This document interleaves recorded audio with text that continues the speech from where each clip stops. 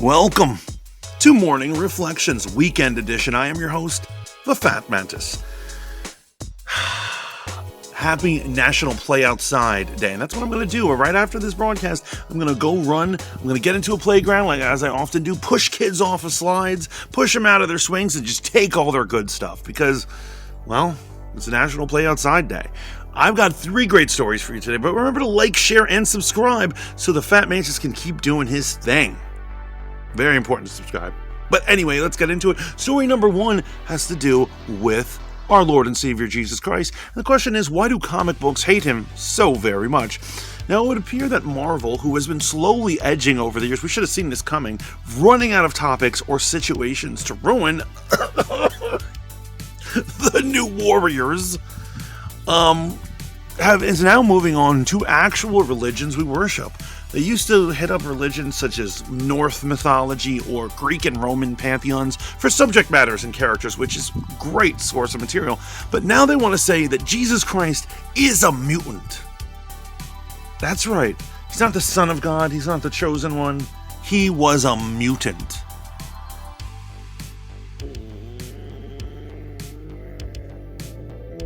I have no words. But the real question is, does anyone actually read Marvel Comics anymore? I like to buy the classics, the trades, things like that, but I really just don't see myself ever picking up one right now. And it's not like I'm an easily offended Christian. You're talking to a man who made a nativity scene out of Transformers one year for a Sunday school project as an adult. I'm just saying, there's nothing wrong with messing around with it, but I just think that Marvel, I don't know what's going on with their editorial staff, but this is a swing and a miss. Now, again, I want to introduce a new segment where I mock TikTokers. That's right. And so our first TikToker, I'm going to put you on to this chick right here. Why what happened at the Oscars is not something white people need to speak on right away. There is so much nuance and complexity and layers that you will not be able to understand through your white experience without education and listening to specifically Black women, which we all know many people don't. So when you share your perspective or your education on what you perceive to have happened last night, it's coming through your white lens, which has you on a place of moral high ground, lacks understanding of Black trauma, has such an emphasis on this binary of who is good or who is bad, centers violence, only actually continues to minimize Black women and their pain, and most annoyingly, continues to center yourself. So can somebody who isn't Black but has alopecia chime in, or do they only Black alopecians can do it? I really understand. Now, I know I made a few gags in my videos earlier, particularly my Will Smith video, about how it was the blackest Oscars ever. It's actually dangerous to think this. This is a joke. You got to say it in the right context. But to actually, as this woman seems to fancy herself an intellectual, is actually trying to intellectualize the idea that the Black had everything to do with Black politics, Black culture, and Black things, and white people have nothing to do with it. I'm just going to say it right here. Joking aside, there is nothing inherently Black about being violent, confronting people, or acting a fool. Did you get that, Will Smith? Did you get that? Okay. Just wanted to put that out there. Moving on. This chick is dangerous to society. She is gonna destroy America with this line of thinking that interactions between people can be inherently a racial thing. Also, another thing is I can't help but notice she's kind of like me when I go into the hood. She's overcompensating. And I don't need to go why. I need to go into why she's overcompensating. But we all know what's going on. I feel you, sister. I know. I feel you. And our next TikToker that is destroying America is none other than... I know that every person of color has been on the receiving end of this, so my video is actually more for white people, actually. Are y'all aware that y'all often take up space with disregard for the people of color around you? Sometimes a sidewalk is narrow to the point where there's only enough room for two modes of traffic, one going and one coming. But that has never stopped white people from walking side by side and holding hands and expecting you to either stand and wait for them to pass or walk in the street if you need to keep going. Are you guys aware that this is something that you do, or is it something that happens by accident? Because people of color are taught to be aware of how much space they're taking up at all times. So watching you guys take up space without even thinking about it is mind-blowing to a lot of us. Booyah! That's right. So what, only white people hold hands? Or only white people take up large quantities on the street? And also, I never was taught that I need to be careful of my space. I know I'm like a 6'1", 300-pound gorilla in any room that I go into, which might be why I never got the lesson, but I don't think that's accurate to say that minorities are taught to watch where they are and what they're spacing on or how much space they take up.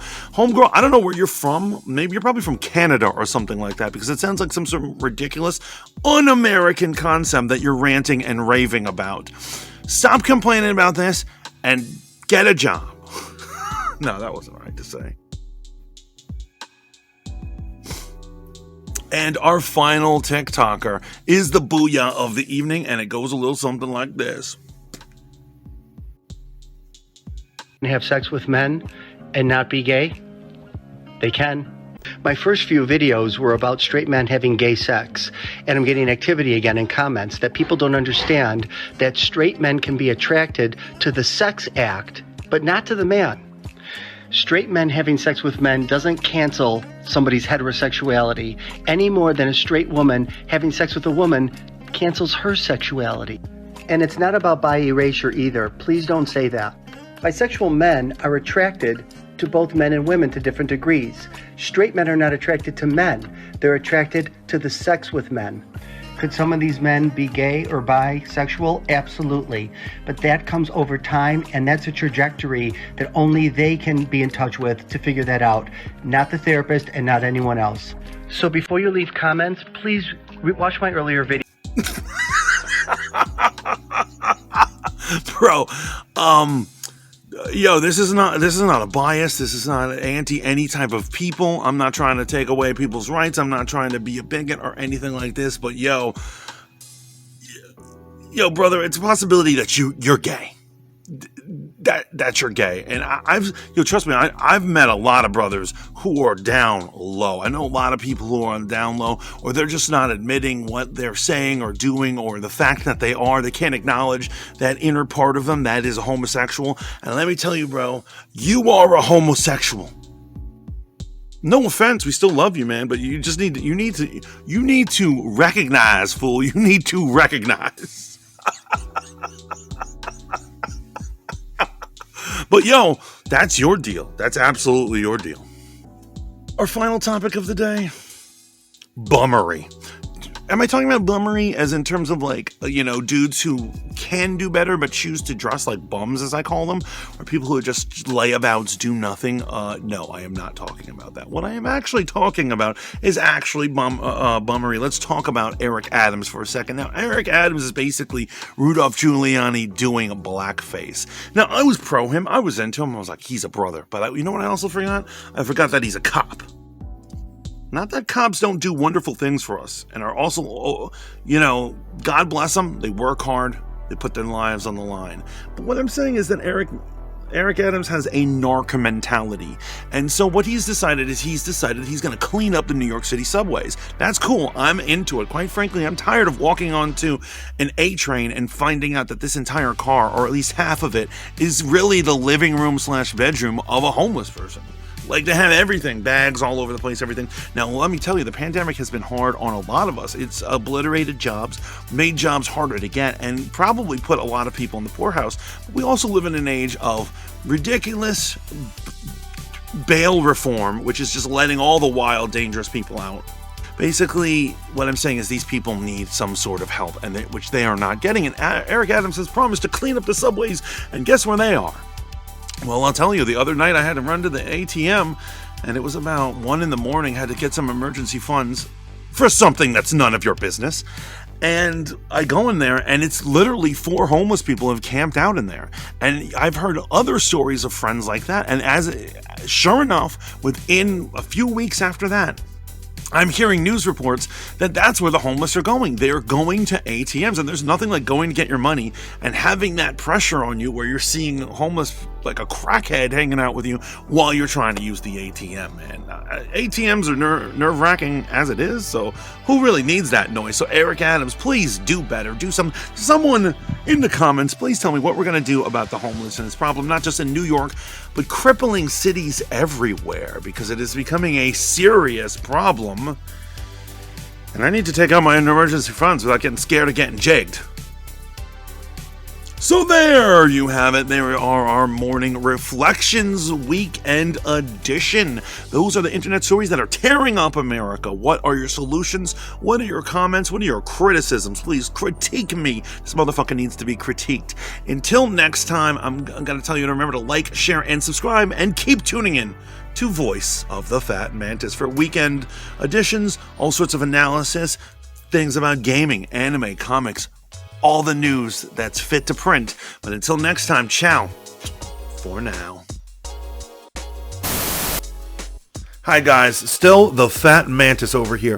If you guys are into these kind of hot button topics and fresh takes and fun conversation, you don't always have to wait for my twice a week commentary videos to engage in them with me, the Fat Mantis. I actually do a live stream every morning at 11:30 a.m. Eastern. I can be found on Twitch and at Spotify Green Room for you audiophiles who just want to have a radio experience. It's fun. We hang out. We do all sorts of things. We may talk about the news. We may talk about the issues of the day, or we could just be hanging out, talking about comics, video games, whatever you like. Wherever the chat takes us is where we're headed. We get a little zany over there, but it's a good time, and quite frankly, it's a great way to start my morning. And yes, I don't wake up till 11, but I hope to see you guys there. Please check me out on my other apps. I'm going to be creating content literally every single day for you guys because I love you. Now, this is the real ciao for now.